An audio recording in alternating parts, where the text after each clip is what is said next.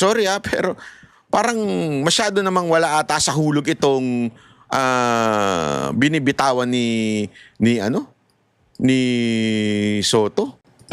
Mga kababayan, bakit parang gigil na gigil si Tito Soto sa impeachment?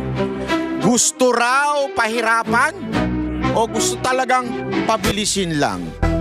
Tanong lang po, mas magaling ba ang isang komedyanteng naging artista at politiko kaysa sa 15? Take note, hindi po isa, 15 maestrado ng Supreme Court na nagkaisa sa desisyon. O baka naman may hugot ka, Soto.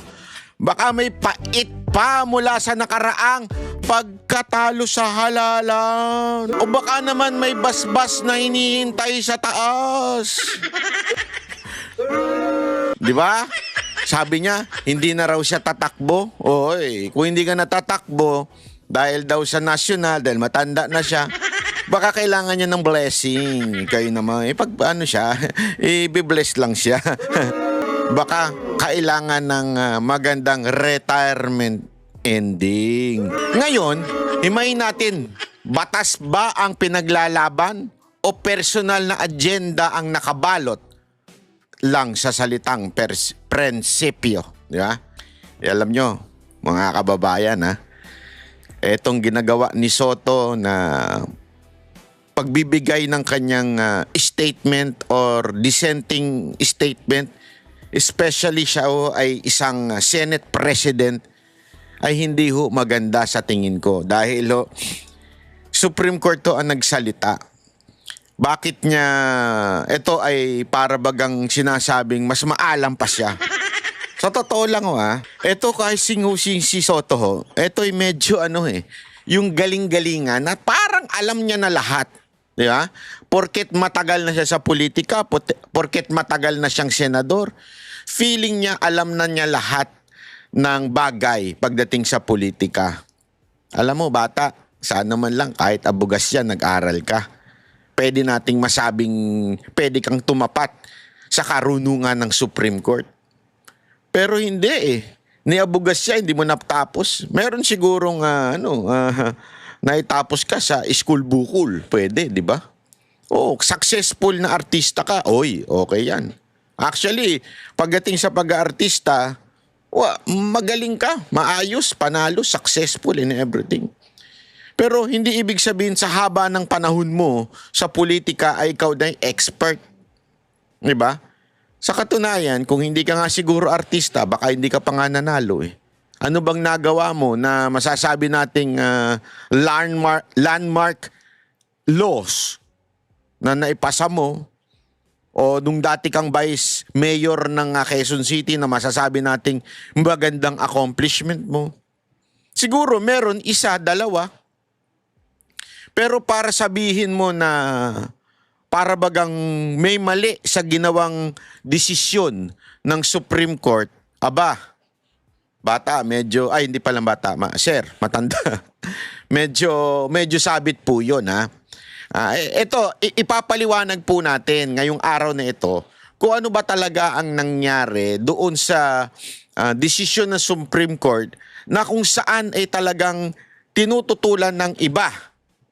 Pero take note, ang tumututol po karamihan dito ay yung may mga kulay na quote-unquote constitutional expert, quote-unquote dating judges, dating o kaya naman legal luminaries o di kaya mga politiko. Ano ba yung tinututulan nila o tila kini-question nila pagdating po doon sa latest decision ng Supreme Court?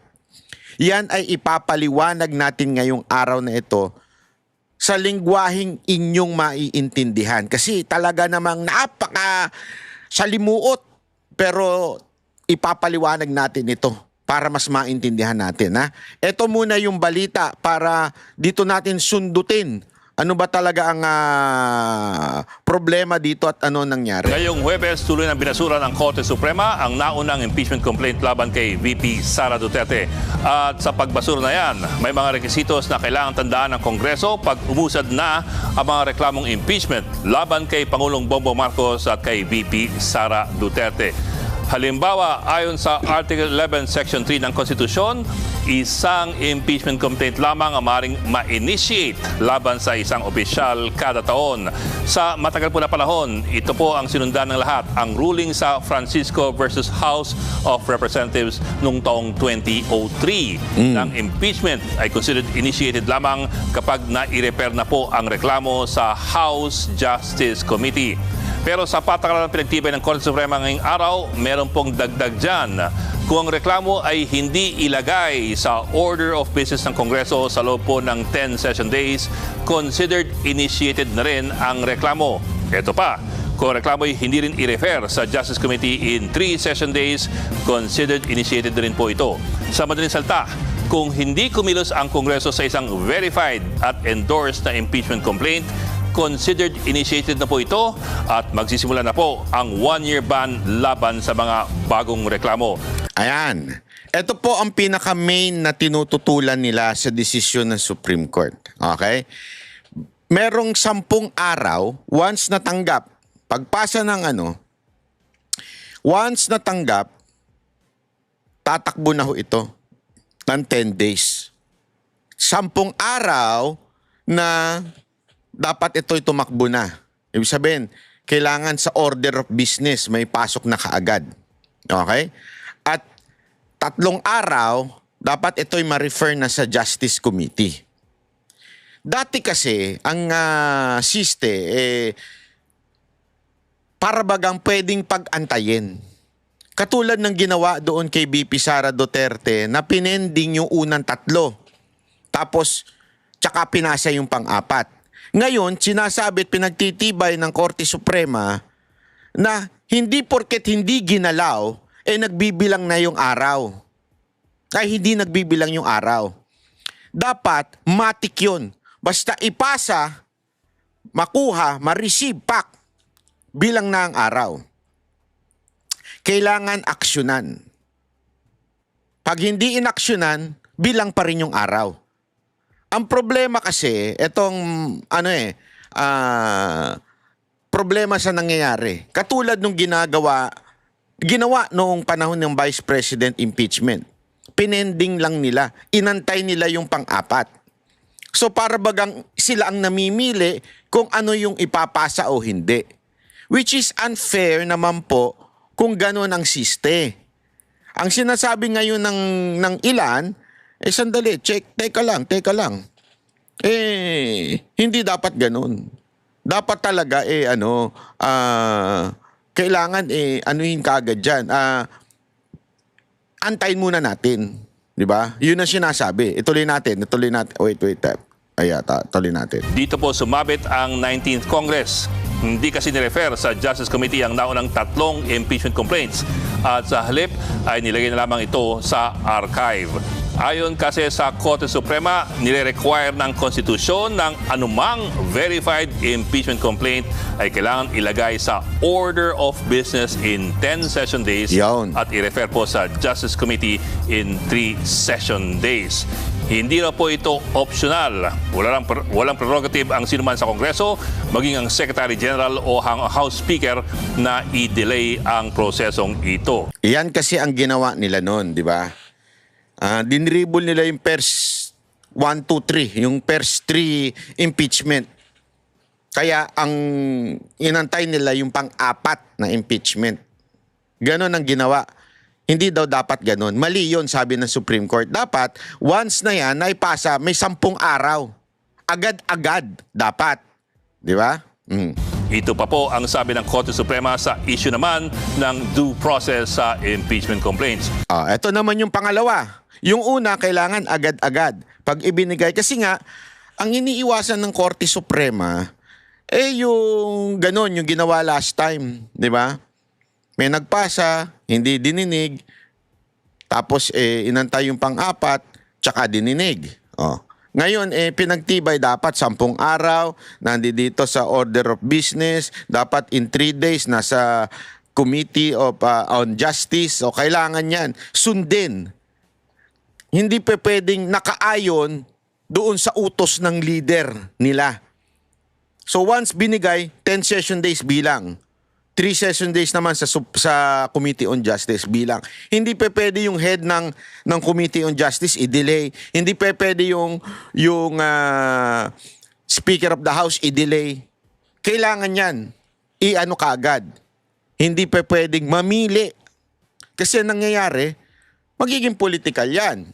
Mamimili ngayon yung Speaker of the House o yung Committee on Justice na chairman. Actually, sunod-sunuran naman yung chairman sa Speaker. So, basically, parang sinasabi ng Supreme Court, dapat ang impeachment ay wala sa kontrol ng sino mang tao. Dapat sundin ang rules according doon sa Senate ng rules before pa. Kaya nga sa loob ko, hindi ito bago. Hindi ito bago na sinasabi ni Soto na bago. Ito'y matagal ng rules, hindi lang nasusunod. Diba? Kaya nga ipinagtibay ngayon ng korte. Na sandali, sundin nyo mga animal. wala yung animal. Ito pa yung pangalawa. Pangalawa. Ang impeachment complaint ay pinaghalong legal, political at constitutional procedure. Hindi raw po ito isang purely political procedure. Ibig sabihin, kailangan pa rin daw sundin ang due process. Ano pong kahulugan yan? Sa mismong draft articles of impeachment pa lamang, dapat kalakip na po pati ang mga ebidensya. At ang ebidensyang ito, dapat sapat na para patunayan na may basehan ang reklamong kinakaharap ng akusado. Hindi lamang po yan, kailangan din na ang mga ebidensyang yan ay ipamahagi sa lahat ng mga miyembro ng Kongreso, lalong-lalo na bago sila magbotohan sa impeachment complaint. Ayan. Ito naman yung pangalawa na nirereklamo na naman ni Soto. Parang pinahihirapan daw na may ma-impeach. Anak ng weteng, oo. Soto, iba ka talaga. Sorry pero sablay kasi. Following due process, hindi ibig sabihin pinahihirapan ang isang tao na inakusa. Kaya nga nililinaw ng Korte Suprema dito eh. Kailangan hindi pa pwedeng yung complaint, halimbawa yan draft complaint, dapat may ebidensya na. Hindi yung basta ka lang nagbintang. 'Di ba? Kaya nga dito patas eh. Bakit? Doon sa unang desisyon, parang pumapabor doon sa kay VP Sara Duterte.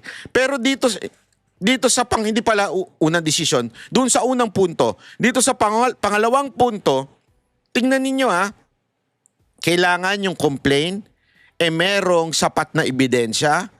Ibig sabihin, hindi pala sapat na ebidensya, merong kasamang ebidensya para magkaroon ng substance. 'Di ba? Nasa rules naman 'yun. Pangalawa, yung ebidensya sufficient, sufficient to prove, 'di ba? Ayan, charges. Hindi ko lang mabasa, sorry. So, pangalawa 'yon, kailangan ma-prove yung charges, may yung sapat para ibig sabihin may probable cause, which is nandun din naman yun dati pa. Pinagtitibay nga eh. Pangatlo, evidence to be made available to all members of Congress. Matagal na rin nasa rules yan.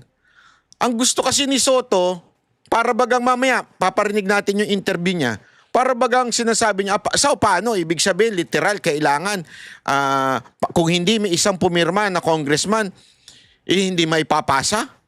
Ala ka, Soto, pambihira ka, oo.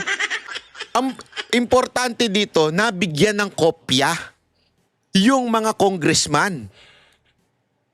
Nabigyan, na-receive. Doon sa opisina, receive. Na-receive mo Kasalanan mo kung hindi mo binasa. Ito si Soto.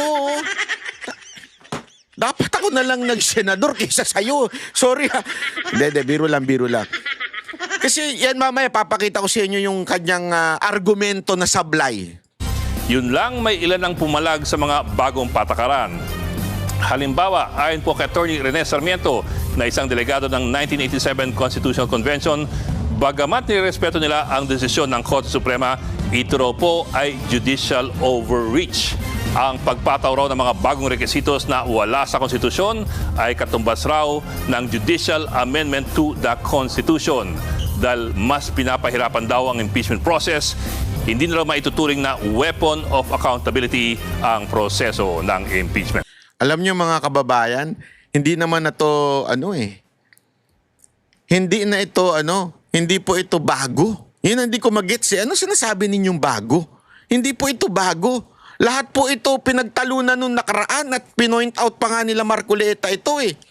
Yung rules na kailangan dumaan sa due process, kailangan dalhin sa Committee on Justice at kailangan may kopya ang bawat isa. Paano maa-aproban? Paano boboto ang tao, ang mga congressman? Kung wala silang kopya, gusto nyo paspasan. Tingnan nyo yung reasoning ni Soto ha. Ito, pakinggan natin. Tingnan ninyo. Oh. It's nothing short of a judicial legislation. Binago yung Parang sabi niya, hindi, amin ito eh. Judicial, ito. Ako para sa akin, napakalabo nun. Hindi pa pwede. Kasi merong Supreme Court eh. Merong justice system sa atin. Sila ang magi-interpret ng konstitusyon. Ngayon, tanong, ang impeachment ba ay nasa konstitusyon? Di ba oo? So dapat sila magsasabi, ito ang interpretasyon niyan. Hindi kayo. Kayo gumagawa. Kasi para baga sinasabi ni Soto dito, parang gumawa ng bagong rules itong Supreme Court. Hindi ho, luma na ito. Kaya nga kung titignan ninyo yung decision ng Supreme Court, na andun naman yung mga article na pinagbasihan ng kanilang desisyon. Di ba? O, tuloy. Inamend ang konstitusyon sa pananaw ko.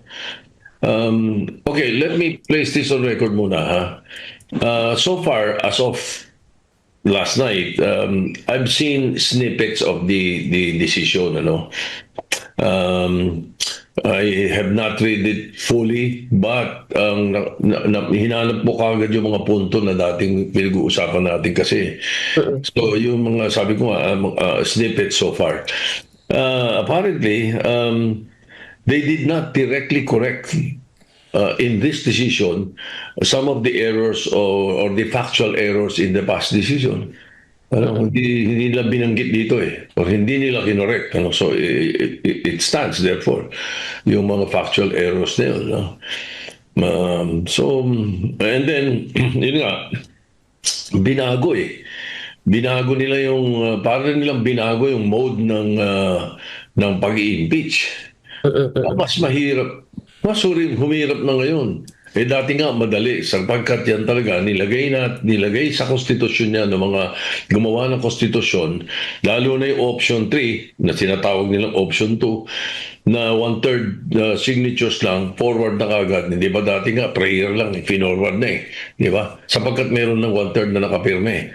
Because kaya nilagayan para sa isang opisyal, impeachable officer na hindi ginagawa ang trabaho niya o merong maling ginagawa sa trabaho niya o nakakaperwisyo sa bansa, nakakaperwisyo sa ginagawa niya para sa tao, ay pwede. Ganito pa rin kaya ang tono ni Soto kung kay BBM na? Kasi para sinasabi niya, gina-justify niya yung dating mabilisang impeachment ni, I think it was ERAP at that time yung mabilis na impeachment na sa tingin ng Supreme Court at this moment, kasi ito babasahin ko sa inyo. Ito yung sinabi ng Supreme Court. Una, no impeachment proceeding shall be initiated against the same official more than twice and within a period of 1 year. So, nililinaw yun. Diba? Isang beses ka lang pwedeng ireklamo sa impeachment kada taon. Bawal lang paulit-ulit. Matagal na yan. Pangalawa, nagsisimula ang kahit hindi pa na-refer, basta na-file na at hindi ginalaw ng tamang oras, pwede na rin ituring na nagsimula na. Kasi ang problema dito, bakit ganon? Kasi nga ang nangyayari, pinipending. Katulad ng ginawa nito nakaraan, di ba? So, merong pinanggalingan nito, yung 1987 Constitution, no impeachment proceeding shall be initiated. Hindi nito sinasabi kung kailan eksaktong nagsisimula, kaya nagkaroon ng interpretasyon. So, ininterpret ngayon ng Supreme Court dahil sila po ang nag-i-interpret. Bakit nila ginawa yon? May jurisprudence. Okay? Pinakikilala yung Francisco versus House of Representatives. Doon, unang nilinaw na ang initiation ay nangyayari kapag na-refer sa House Justice Committee and Verified Complaint. Sa mga sumunod na desisyon at interpretasyon, pinalawak ang konsepto na kahit hindi agad na-refer, basta na-file at hindi inaksyonan ng naaayon, maaari pa rin ituring na initiated para umandar ang 1-year ban. Ibig sabihin, Korte Suprema ang nag-define ng initiation, hindi ang mismong konstitusyon. Kasi again, wala po ito sa konstitusyon. So, ano ibig sabihin?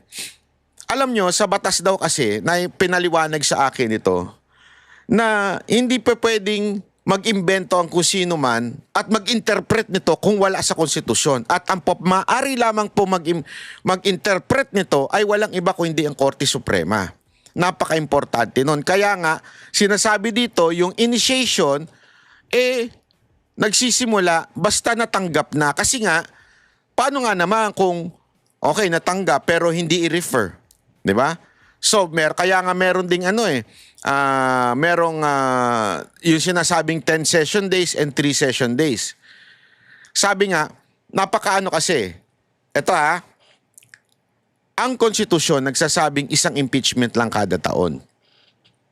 Ang Supreme Court, sila ang nagpapaliwanag kung kailan nagsisimula ang impeachment.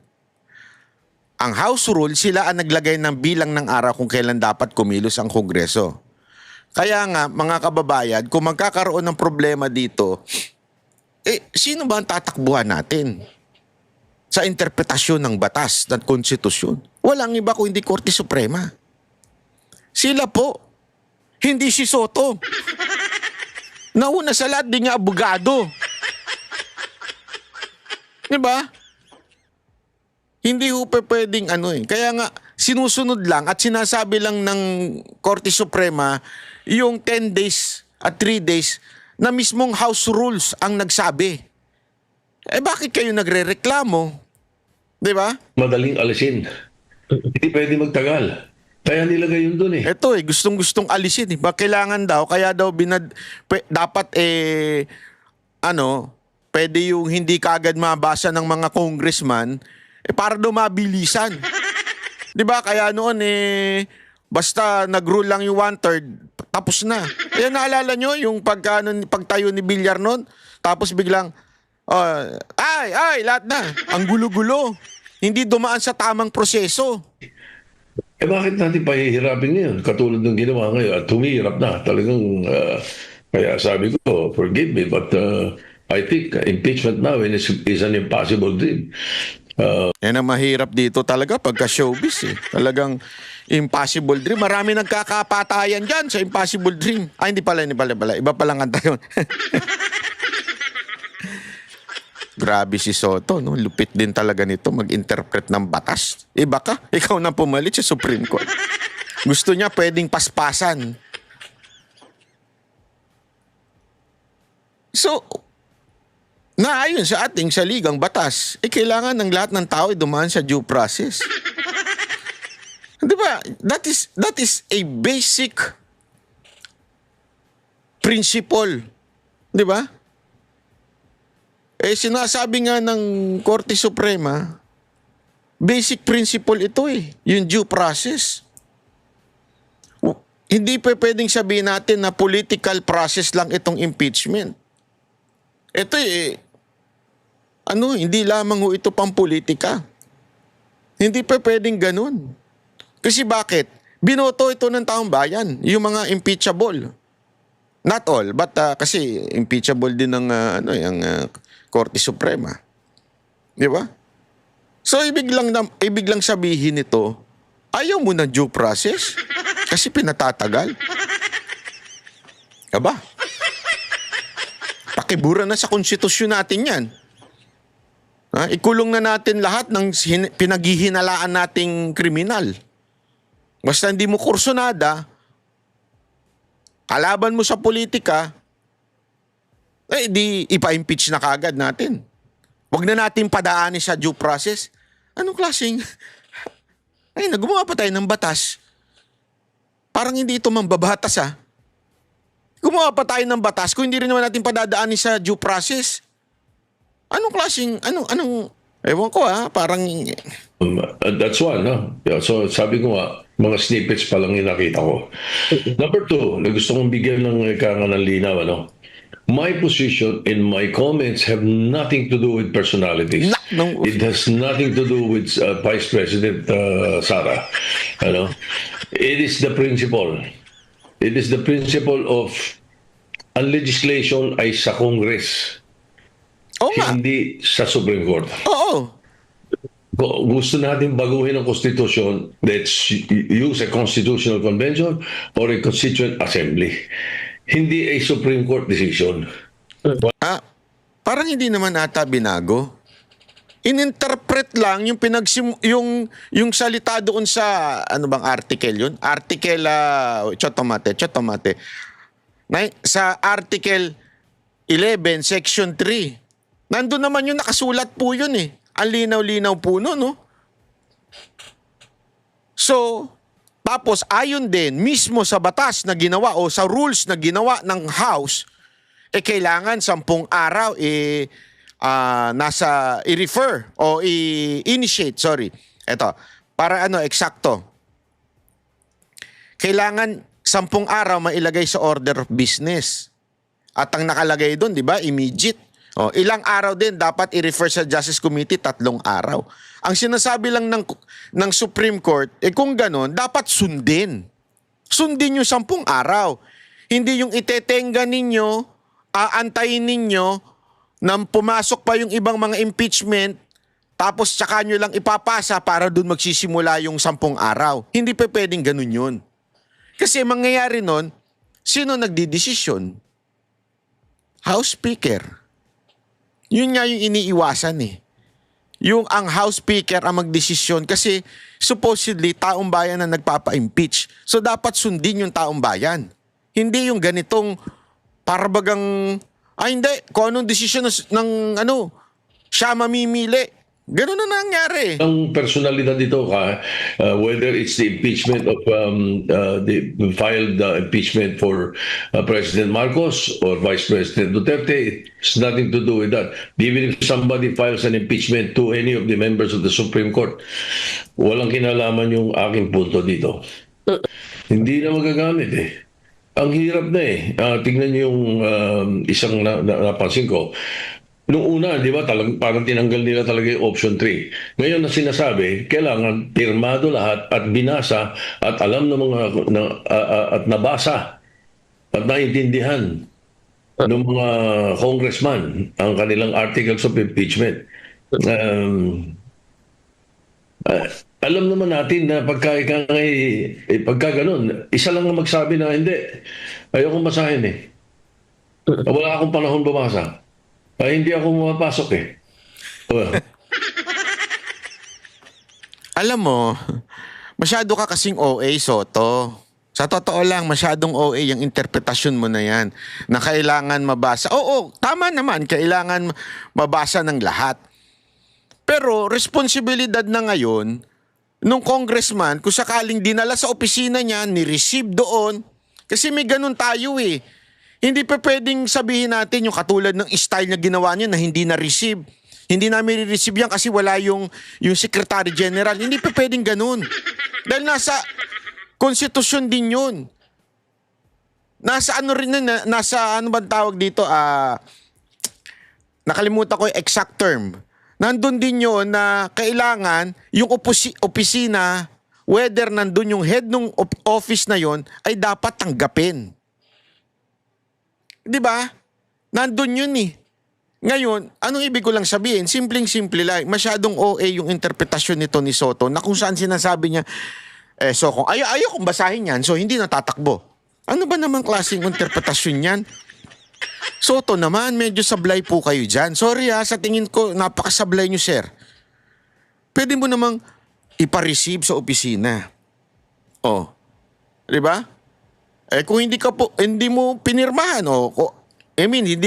sasabihin mo, hindi ka, sandali, may receive, may receive. Problema na ng congressman yun. Di ba, pagka halimbawa, botohan, halimbawa, ito, sigurado ako, alam niyo yan. Hindi porket hindi pumunta yung tao, ibig sabihin, ano muna siya, wala siyang boto. O sabihin na nating abstain, pero boto pa rin yun. Di ba? Boto pa rin masasabi mo yung abstain. Kahit absent ka.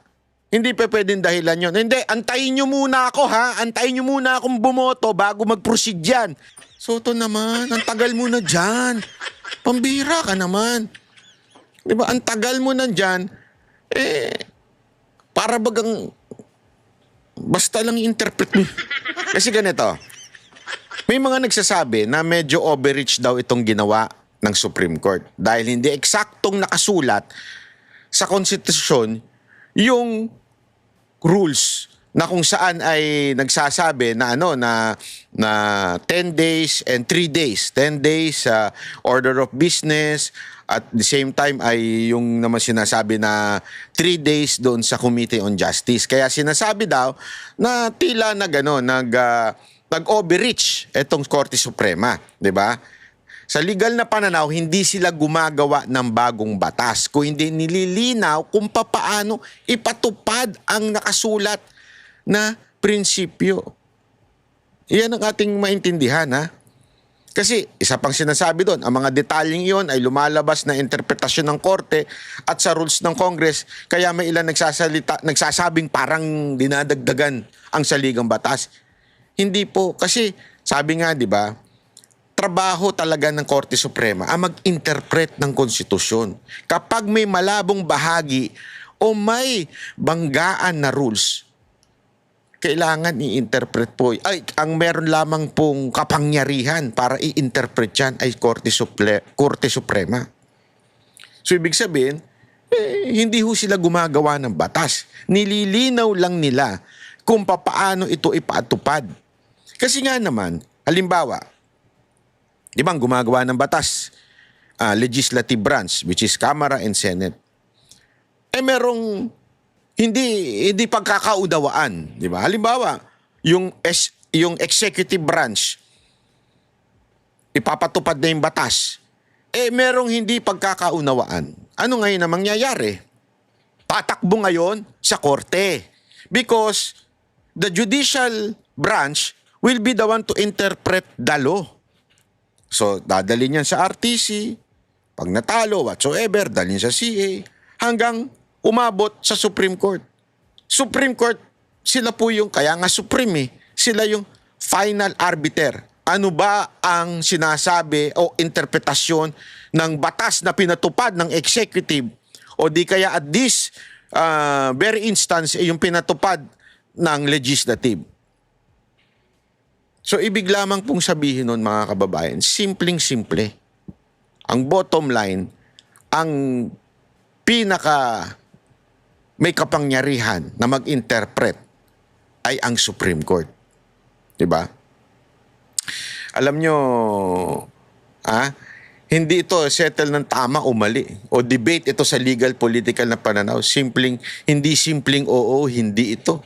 Pero isang bagay ang sigurado tayo dito, mga kababayan. Korte Suprema ang dapat sundin pagdating sa interpretasyon ng batas. Yun lang yun eh. Hindi mo lang pinigil yun, dinelay mo. Hindi mo lang Madi-delay mo daw. So, ganun ba every time na kailangan ng boto ng isang taong congressman? Pag hindi siya bumoto, wag nyo itigil niyo yan. Kailangan may boto ako kasi ayon sa rules. Kailangan bumoto mga congressman. Sorry, I'm not saying you're stupid, but what a stupid logic. Di ba? Napaka-stupido naman logic. One congressman can delay because, ayokong basahin yan. Sabi ng Supreme Court, kailangan basahin. Hindi yun. Sir, Senator, ano ba naman yung klaseng ganyan? Pananaw mo? Nakakadismaya ka, sir, Medyo pasok po uli kayo sa school bukol, baka medyo pwede nyo matutunan yan. dinelay, pinigil mo na talaga ang impeachment pagka ganyan. I have read some of the comments of the legal luminaries. Talagang, wow, ibang klase ito. In other words, bottom line, ayaw na nila may impeachment sa Pilipinas. Wow! Lalo ng itsura nitong decision na ginawa ng Supreme Court. What we can do is meet with them. I mean, Congress, House of Representatives. Okay. Usapan namin yan. Yan. Pag-usapan nyo ni Romualdez. Kung ano bang next step nyo. Pag-usapan ninyo. Ha? Kasi yung plano ninyo hindi na matuloy. Kasi ang nakikita ko na outright solution dito, which could not be called outright, palitan na natin konstitusyon. Yung patay, lalo na. Palitan na. Oh my golly. Dapat talaga mapalitan ikaw. Hindi yung konstitusyon. Ikaw ang dapat palitan. So gusto mong palitan yung konstitusyon dahil lang dito sa ginawa ng Supreme Court. Pambihira ka, oo. Galing mo suggest. Ako, suggestion ko ikaw ang palitan para matapos na ang hirap ng mga Pilipino sa iyo. Sa totoo lang, ikaw dapat ang mapalitan. Nahihirapan na yung Pilipino sa iyo sa mga style mong ganyan Ha? Ikaw na ang palitan, sir. Baguhin na natin. Pagka ganyan, pagkatapos marahil yung Constituent Assembly makakagalaw dyan para or maghihintay tayo decades. Bakit? Kailangan ma-retire na muna itong mga Supreme Court Justices na to para magbago kaisipan kasi unanimous, wala man lang dissenting opinion, wala. Hindi ka man lang nagtaka. Hindi ka man lang nagtaka. Walang dissenting opinion. Huwag mo sabihin mga Duterte supporter itong mga Supreme Court Justices, ha? Alam natin merong mga hindi dyan in-appoint ni Pangulong Duterte. Meron nga dyan yung talagang nakakalaban pa pagdating sa mga opinion Di ba? Bakit silang lahat pare-pareho ng desisyon? Unanimous ito. Tapos ikaw, sabihin mo, dapat mapalitan na silang lahat, decades daw.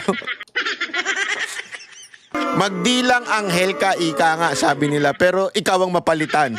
Huwag na sanang umabot ng decades. Maawa naman kayo sa Pilipinas kung ito pa rin ang iboboto nyo senador. Ito ang senador na paganong-ganon Silang dalawa ni Soto, pansinin nyo sa kasaysayan ng Pilipinas, paganong-ganon to. Kung sino nakaupo, sip-sip sila. Ha? Hindi talaga para sa bayan. Ito yung mga senador na alam mong may agenda. Ilang beses na tumakbo ito mga ito, talo na naman Ibig sabihin ayaw sa kanila ng taong bayan Di ba? Ayaw sa kanila ng taong bayan. Ewan ko ba? Bakit nananalo pa ito bakit pa tumatakbo itong senador at nananalo? Wag din na kasi yung patakbuhin nito na panalo sa Senado. Man lang opinion, otherwise na meron sinabi na ganito, kaya ako bumoto, explanation, wala man lang So, nakakapagtaka Na talaga magtaka ka. Ibig sabihin, sablay ka talaga. Mantakin mo. Nagkasundo lahat ng Supreme Court. Tapos sasabihin mo ngayon na mas maalam ka pa. It will take years.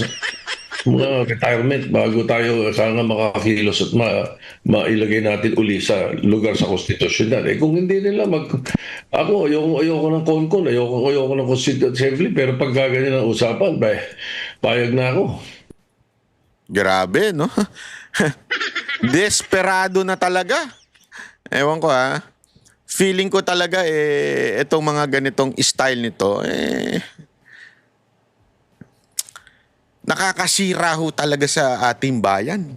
Hindi ho kasi parang dahil lang sa gusto nyo talagang mawala si VP Sara Duterte, kailangan na nating baguhin ng konstitusyon. Ano to? Bendalo? Meron palang bagong membro ang Bendalo Ha? May bagong membro ang Bendalo.